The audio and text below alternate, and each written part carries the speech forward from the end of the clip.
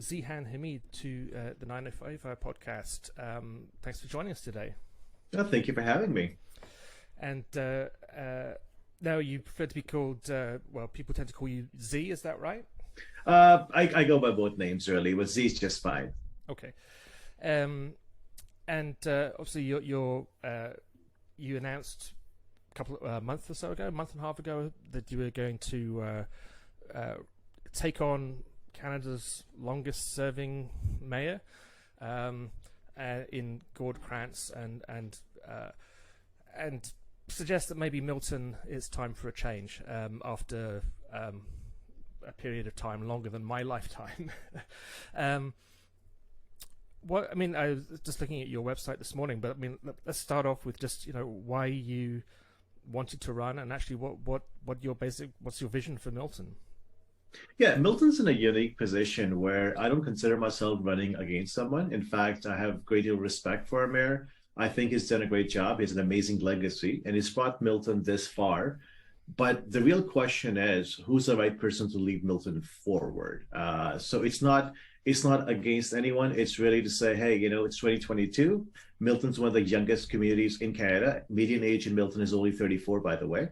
It's also the highest educated community in Canada. And so if you look at these factors, the question then is, what are the things we need to do going forward, and who's the right person to lead the community with these challenges?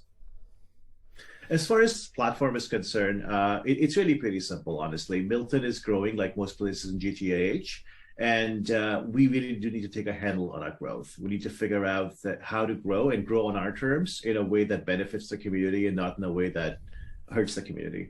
So I just want to touch upon that. We've heard that before, is that we need to grow on our terms. Something we've kind of advocated on this podcast is for local communities to have a say in how they want their communities to change. I want to press on you. What exactly do you see Milton needing to change over the next let's go say 10 years time? How do you think Milton needs to change compared to how it is right now? Yeah, let's talk about easy stuff that's completely up to us. So one of the things that's going wrong in Milton is we're basically just houses and warehouses. We don't have a ton of activities. We're actually actively driving away jobs, unfortunately. So regional staff predicts that in a 10-year period, Milton will end up driving away 17,000 existing jobs. And that's mostly because as areas are intensifying, these old industrial areas, they're being replaced by condos and mixed use, which is actually not unsuitable. So don't get me wrong, which is actually exactly what should happen in those areas. But then we don't have alternates for these businesses to move to. And the reason we don't have alternate is not because we didn't plan it, but because as applications come in from warehouses, and these are massive mega warehouses, like they boggle the mind how big they are. They're big enough that they have trucks driving inside of these warehouses. Our council, majority of council, against our own official plan, has chosen to approve these warehouses. And they don't generate a lot of jobs. They're basically just storages. And they're fully automated. I used to work for Amazon, so I can understand how automated they really are. And they don't add much value to the community. And what ends up happening is that the reason, to be fair to the other side, the reason they get approved is because they give you a tax assessment immediately, because they go up in 1 year and you get like, a million square foot built in 1 year, and hurrah. But in the long term, in the long run, they actually you actually generate smaller taxes from them because they don't use as much covered area than, say, a multi-story office building would do. Plus, it means that a small business owner in Milton, your auto body shop, your mechanic shop, your machinery, your gymnasium, and all these other small industrial uses, they have nowhere to go. And they're either being forced to retire or they're moving out of Milton. So that's the one quick thing that we can do to change. And one thing that people don't realize often is quality of life services are often not built based on residential tax base. They're built on the backs of business taxpayers because businesses pay a higher tax rate and they don't ask for much in return. And so if we're a community that actually it's not a business friendly community, it has a taxes shift from more business to residential, you'll see taxes go up, but you'll get nothing in return. So Milton will never have a decent transit system or a decent community services system or like proper parks or libraries or anything else that we desperately need. And I guess, Milton, and I don't know Milton well. I obviously lived in Halton for a decade, but even actually longer than a decade, almost 20 years. But in that 20 years, grew phenomenally from still seeming a relatively small place to one of the three big towns in Halton, I guess. And it seems to have made a lot of the, well, for one of the better words, it's made the same mistakes as all the new towns in the 905 kind of done, which is to be very car centric. Now you speak about on your website, you're saying, well, we can grow and we can have more trees, we can have better transit, all admirable things, but how do you go about kind of redesigning a town that was designed for cars? And can you actually, I know this is something that Burlington struggles with. It's like, we want people to walk more, we want people to be healthier, we want walkable streets, but things weren't designed that way. How are we going to get there? Yeah, it's really hard to go back and retrofit. And so some of the things you have to accept if you want to build a transit-oriented community, that older parts of that community, you'll have to subsidize transit and alternate modes of transportation more than if you design it properly. And that's one of the challenges a lot of municipalities face. Milton faced that challenge as well, where we, in my previous term, the majority of council decided to take actually bus service away from older Milton, because it wasn't hitting the right metrics. But it wasn't hitting the right metrics because it wasn't designed to be very transit friendly. So clearly fewer people will take transit because it's extremely sprawled. And that's just it doesn't mean that you kind of move the bus service. It just means that you kind of look at it differently. In terms of going forward, our plans are actually quite good. Milton is fortunate that we have good staff, and they come up with these great master plans, 15-minute communities, walkable, bikeable, and everything else. The issue happens at implementation of that plan, because it's very easy to put things off just a little bit. So it's very easy to say, you know what, that's great, but we're going to build this trail, next year, and we're going to put a transit here next year, even though people are moving in this year. And then next year never comes. And what we really need is a commitment and put transit and cycling, essentially multimodal transportation, at the same level as cars. And so when we're designing a community, we design it from scratch in a way that you don't need your car to get around. Because once people get used to cars and they buy the second or third family car, it's very hard to take them back. And so if you design it up front, and when you move into a brand new subdivision, there is a bus right there, the cycling trail is ready, that you have a clean, safe cycling path, the walking off-road trail, so you don't have to walk, through the cars. You can go off into backcountry trails to go to wherever you're going. They're all ready to go. They're accessible and usable. Then people will use it. But what happens in all municipalities, Burlington included and Milton included, is that we think of these things after the fact, and we want to make sure that we get all the people moved in first. The counterpoint to that is that Milton is often viewed as kind of a bedroom community. It's a lot of similar to other Burlington and Oakville. The residents would get on a GO train, go into Toronto to work, come back, and live in Milton. So are you talking about kind of a cultural change in Milton to get away from that idea, that mindset of, well, I just need a place to park my cars, put my stuff in a house, but my day-to-day life is actually in Toronto, working in a Bay Street office, if you will. How do you view that dichotomy, I guess, or that conflict of interest? Yeah, if you talk to most people who do this, they do this out of necessity, not out of choice. I commuted downtown Toronto for 7 years when I worked for Amazon, and I was a sitting councillor at that time as well. We do it because there was no alternative available. If I had an alternative, I would give up my 3 hours a day commute, absolutely, in a heartbeat. And so if you look at Kitchener-Waterloo, they used to say the same thing about Kitchener-Waterloo 20 years ago. And that area has kind of defied this expectation and really developed on its own right as a center for really technology companies and then other industries and stuff as well.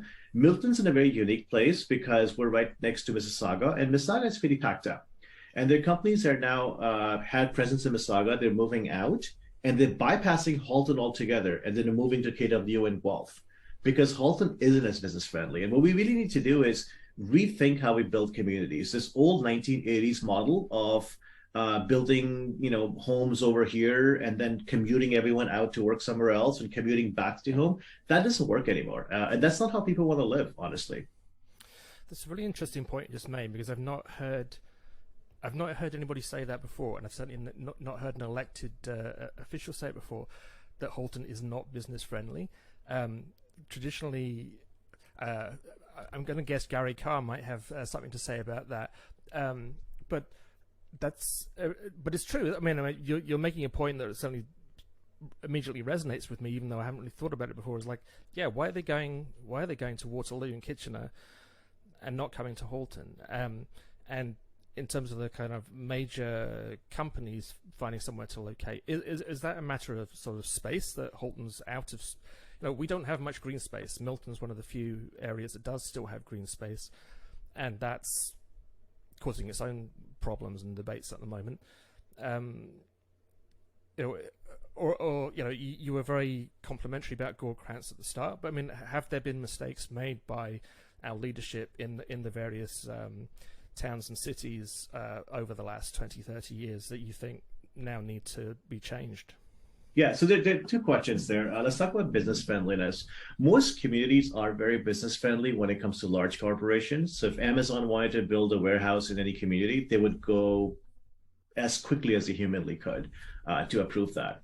The challenge is that if you wanted to start, a small studio for podcasting, for example, you would have a heck of a time going through it. And I'm talking about the opposite. Right? What really should happen is that communities should support local independent businesses. These big corporations have money and they have lawyers and they have planners and they have everything else they can get through. Essentially, what ends up happening with these communities, with Milton, Halton, and other communities as well, is that we have the same process that requires, like 17 different approvals from 17 different agencies and like these stack of reports and all these studies. Manamis and Amazons and Orlando corporations of the world can get through it, but you and I cannot. And we need to rethink the approach because it's not working. And in terms of the second question, most of the councils, if you look at it, and it's hard for me to say that because I don't want to appear ageist, but there's a very specific demographic that runs these communities. And that demographic tends to not reflect the community as a whole. So if you look at most councils, and it has to do with how councillors are paid and how they're accommodated, most young professionals don't even think about this. It doesn't matter. They might have the desire, they might even have the skill, but they don't think about it because who's going to leave their job and take, being a councillor in Milton for $40,000 a year? And so you end up getting people who retired and they have a very different perspective because once you're done raising a family, your perspective actually changes a lot. It sounds like you're like when you keep coming back to this idea of trying to change the culture of Milton, which is ambitious to say the least. I kind of wanted to go a little bit deeper into that because I think you're touching upon something that I think we've also been touching upon during the course of this podcast is kind of the lack of vision, not just at town of Milton, but kind of in our municipal leadership. At least we've seen in this election. And that what I'm getting at is. Let's stay here in Milton. In Halton. Milton is the town of Milton. You have the town of Georgetown, the town of Oakville. I know it's the city of Burlington, but you ask a lot of Burlingtonians, they'll say, "Oh no, we're the city with the small town feel." And I'm wondering, does that identity serve these communities in the 21st century? Are we stuck in a mindset of the past that is going to leave us behind as the challenges of the 21st century economy just start bearing down on us? Yeah, we can double down on that, right? So what feeling do you get when it's town off something? The problem is that communities call themselves a village or a town or a small town, but they still design themselves to be very, very car-centric. And forget car-centric. The problem with land planning, the problem with development in Ontario suburbs is that they're exclusively designed around cars. So when applications come in, you look at, well, how many cars are going to be generated? How much parking space do we need? How are they going to move? So we need these many lanes, and we need yada, yada, yada. They're not people-centric. And the cultural shift we have to make is that we have to start designing cities for people. Now, people drive cars, therefore cars will be accommodated, but it really should be for people. How do we move people around? Now, how do we move cars around? how do we effectively move people around?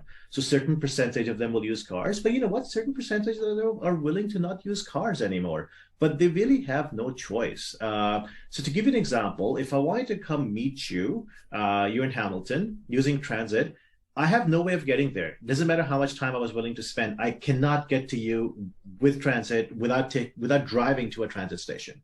And so we've done it wrong. We've completely done it wrong. And once I get in the car and drive to a transit station, why would I take a go bus? I'll just continue driving on to Hamilton. I have two daughters that go to McMaster. It's a 25-minute bus ride to McMaster from the Go Park and Ride lot, but there's no bus going to the Go Park and Ride lot. Like it's just we don't complete the story, and that's the problem with the way we think about transit in this country, in this province at least. As I gave you the example, right? We look at certain metrics and we'll say, well, you know, this bus service is doing really well. We'll keep this one, but this other one we won't keep because it's not doing that well. We don't realize that they depend on each other. Transit is just like a road network. If you don't finish the network, it doesn't work. You can't just do it half-ass way. Well, you talk about half-ass way. I just want to. There's a thought that popped in my head is that often we hear about planning departments say, oh, you want to put in a condo tower or whatever have you, but the first floor needs to be for shop businesses, commercial use. And we always say that's great. We give a small business a chance to open up a shop or something. But what we just say there, but we also have to talk about how do we get cars downtown and all this, and you realize it doesn't work. Like you have cars driving along these newly designed streets, but they have it's hard to park. It's not friendly to make you stop and get out and just what's this shop here? I've never seen that before. I'm going to get out and wander in and shop and buy or do business or whatever have you. But we kind of have this like, oh, that's enough. We'll set up a first floor commercial retail space, but not really do anything to encourage people to get down there and stop and partake in whatever that business is doing, whether it's a restaurant or a shop or a financial planner or whatever have you. There's not a question here. It's just something that popped in my head. I can add something to it actually. So we think of often when these condo proposals come up, we think of them in terms of single family subdivision terms, just vertical, and that's not correct. So you can think of a condo retail as a typical sprawl plaza. And that's how people often think of them. Like, well, someone needs to drive there and shop there. So but these condos on their own don't work. But if you create a network where you now have a street that's walkable, that have 5,000 people living there within a walking distance, like within 5-minute walk, then you no longer need to accommodate cars to drive in there and park somewhere because you have all the, everything you need is right there. And ironically, what ends up happening is that these car drivers can find a way to get there anyway because it's a lively street. It's just more happening in there. And one of the things that really took me a while to understand, a lot of these downtown or lakeshore type places, like Oakville Lakeshore, when they start charging for parking, the usage actually goes up. And that's typically because they start charging for parking when they've created this like vibrant main street. And then they can start charging for parking, and only people who want to go shop there and who take it seriously are the ones that come. We need to rethink how we develop communities, and there's a lot we can learn from older cities that have gone through this before, especially European cities and some of the more denser American cities as well. But we can't keep doing things the way we've done for the past 50 years. That doesn't work anymore. Just want to turn the subject in a slightly different direction. I'm just going to throw one thing out there, which is not on the kind of Halton agenda yet, but which I wonder if it should be. And I know I had conversations with Marianne Mead Ward in 2018, and I know it's an idea she's keen on, but hasn't managed to get to the top of the agenda yet. And that's, should Halton just have a regional bus service rather than Milton having its buses and Oakville having its buses in Burlington, and them not even being kind of allowed to go to the other city or the other town? Would it not make more sense just to have a regional service that then we could get on a bus in Burlington and go to Milton, which I can't currently do? We really should have metropolitan service across GTA, GTAH. Really, Metrolinx should run it. Toronto is very unique in terms of major global cities that we think of transit only in local terms. But in absence of that, we should do what York and Durham region does. And yeah, we should definitely have a regional bus service. The challenge is that Oakville historically and still is against it. in a regional government, and we'll get into technical regional governance that it really isn't that valuable right now, but regional government isn't set up properly. It's set up in a way that larger municipalities can basically call all the shots. So let's move away from Halton because I don't want anyone to feel pointed. But if you look at Peel, for example, Caledon might as well not have a seat in regional council because Mississauga and Brampton dictate exactly what happens. So, and that's kind of what happens in Milton as well, in Halton as well. But I do believe that next term of council will be able to push through and start making progress in regional transit. Okay. And now turning in the inevitable direction of development, I noticed on your website you say, let me just make sure I get the quote here. We can grow without building high-rises in already established neighborhoods, and it's time for more houses and warehouses. And you made that point already, but when I see a phrase like "we can grow without building high-rises," it's like maybe, but will you have that power as a council? The height of buildings and tends to get decided not by councils these days; it's by the OLT. Are you not risking there kind of raising people's hopes that there will be a made in Milton solution to the major developments that happen? Yeah, so I've always been ambitious. You'll continue to see that. I was very careful not to indicate that we will not intensify. We do need to intensify. So these old, very sprawl subdivisions, we do need to figure out how to intensify them. But I think we can do that while maintaining the character. And so I was very specific in calling out high rises specifically, and not give any hope that we will not intensify. We do need to intensify. Developers I've talked to, they're actually very willing to work with municipalities. One of the things we've done in Milton, and it was a series of my motions actually at the Halton region, where we're developing a high-rise neighborhood on Trafalgar. Developers have agreed to build a second GO station there, fully developer funded, and Metrolinx has signed off on it. And it's actually an amazing opportunity because for the first time that I can think of, we can design a very Mississauga city center type neighborhood on a greenfield. The event, and when we talk high density, we mean really high density. We're talking about 30,000 people plus 19,000 jobs in a very small geographic area. In the rest of areas, if you work with developers and find them alternates, because developers are in this business to make money. That's what they want to do. They want to make money with least amount of effort possible, like every other business. And if you work with them and say, look, you know what, you want to put 20 stories here, but guess what? If you can shake it out to 10 stories, we can work with you to get you the other stories all over here where it's a little more suitable. Because what we really want to do is phase in heights. If you have a single family home, you shouldn't have a 40-story building next to you. You start with like maybe 6 stories and 8, and then it goes up to 20 and 40. So kind of phase in. And we're actually trying to do that along our current GO station, which again, it baffles me, but most of the GO stations in Halton region have sprawl subdivisions around them. So we are intensifying that area, and I supported intensification. I support every single high-rise project in that area, even though they are near established neighborhood, but that is where it actually makes sense. So high-rises are acceptable in the right areas.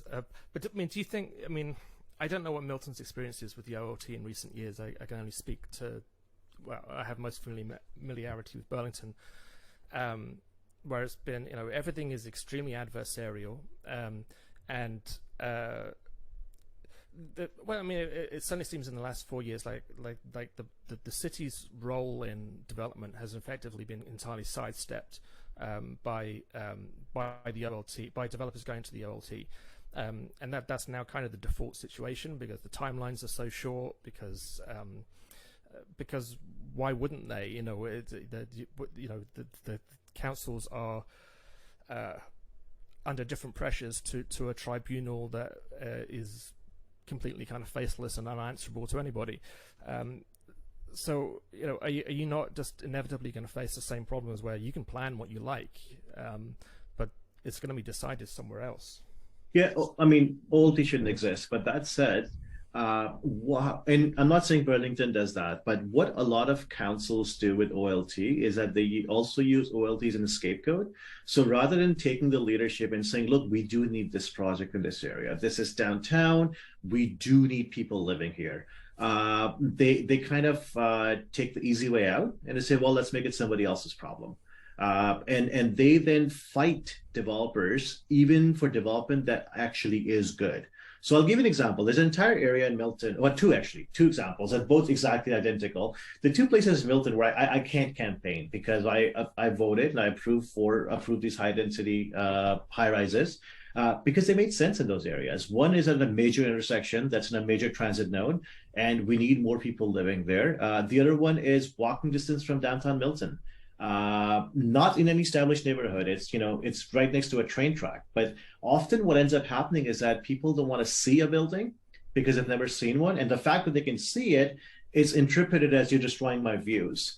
But not really. I mean, that's not a good enough argument. So in both cases, actually in one case, I was the chair of the meeting where the vote was split and I was the deciding vote because, as you know, in Ontario, the chair typically only votes as a tiebreaker. So the vote was split. I was a tiebreaker vote to say, yep, it should go for it because we do need to intensify. And I want to be very clear. We need to intensify. We need to put right densities in right places. And when you get density in the right place, as leaders, you need to step up and own up to it and sell that to the community instead of just punting it over to OLT.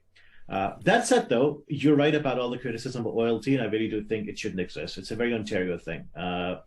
In other provinces, other jurisdictions, developers have court as a venue where if we treat them unfairly, they can sue us in the court and get the approval. The OLT shouldn't exist.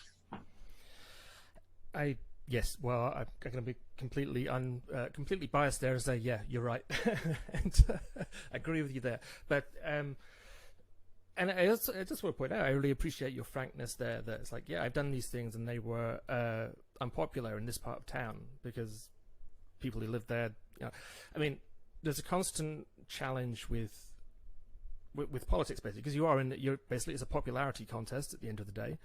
And so you don't want to say anything that's going to make you unpopular. But you have, inevitably every decision that you make, that a councillor makes or an elected official makes, is going to inconvenience somebody. I don't think there's ever.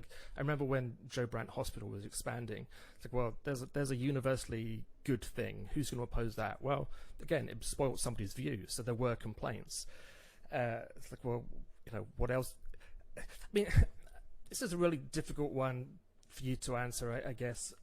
But we need to get away as politicians, not that I am, but as I was briefly, from kind of telling voters that they can have everything. Do we need to be kind of tougher and say, like, no, you can't have everything.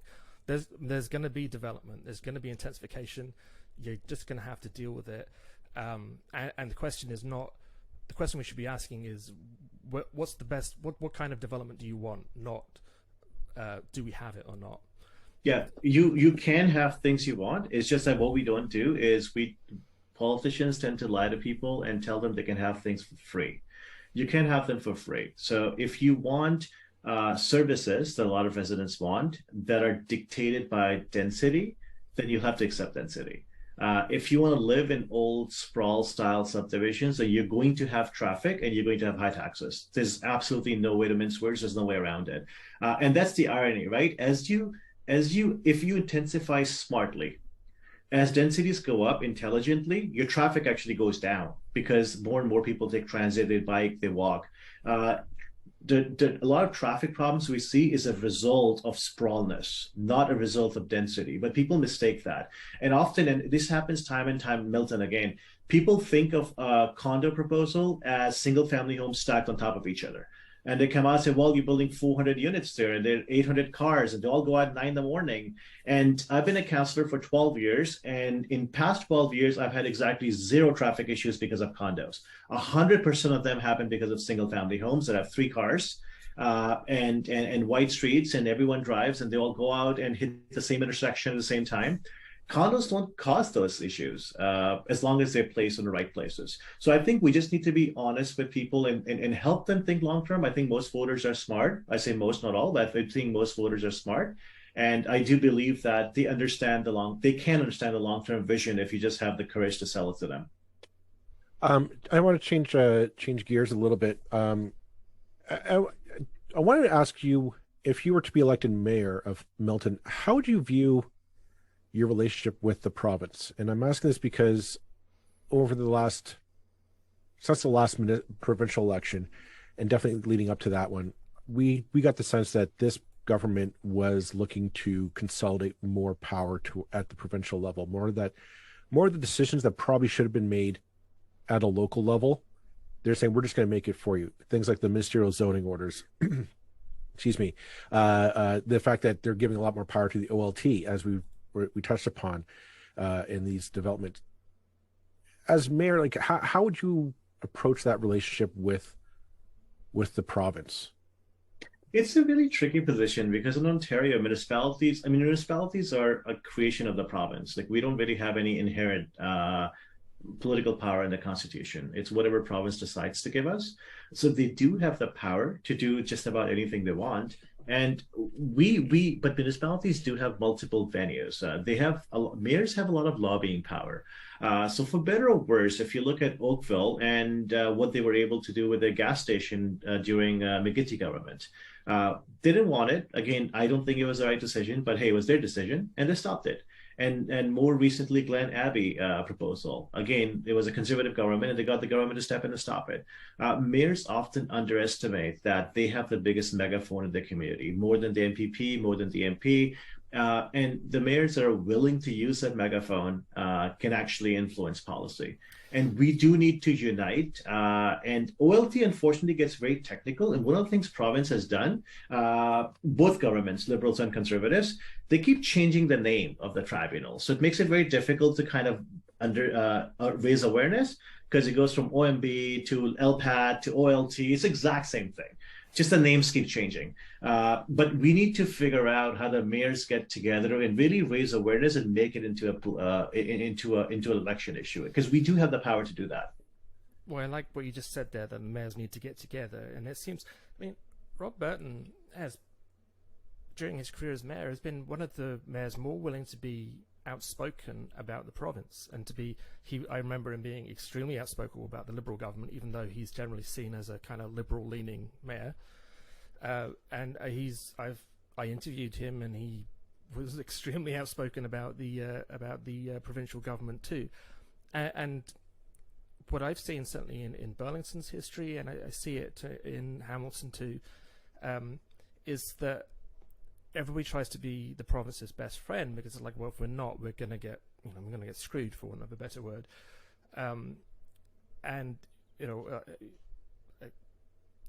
It's like, is that really working? Maybe, here's a mayor who's willing to just really strongly say, this is wrong, and I'm going to kind of throw my community's power behind that. Versus the kind of trying to play nice and hope that the province is nice to you in return, which is often a faint hope. So do you think it's being more outspoken, basically, to cut my long question a lot shorter, is actually the way to go? I think you're elected as a mayor to represent your community, and you need to do what's best for your community. And there are times where what's best for your community is being outspoken. And as I keep saying, mayors underestimate their lobbying power. Oakville is an example. And it's difficult to be the only outlier that's outspoken, because you're taking a risk. And that's why places like, large urban municipal mayors forum, right, where all the large urban municipal mayors get together and they collectively take positions, or AMO or FCM, these are good venues to advocate, where you can really come together and take a strong position. But you're absolutely correct. The thinking is that we always have to go along with whatever the province is doing, because otherwise we might not get the right funding, or fundings might get cut. That's the evidence doesn't indicate that fear is unfounded. If you look at the evidence over the past 20 years, you can play nice. It doesn't do anything for your community. There are times where you lobby in a nice way, and at times you become very outspoken. But you do have to be willing to be nonpartisan, though, because you have to be willing to go against your own party, whichever party you identify with, because once you're a mayor, you should think about your community, not the political party. And I find that, unfortunately, a number of mayors are very partisan, which helps them in their donations and volunteers, but I think it hurts the communities.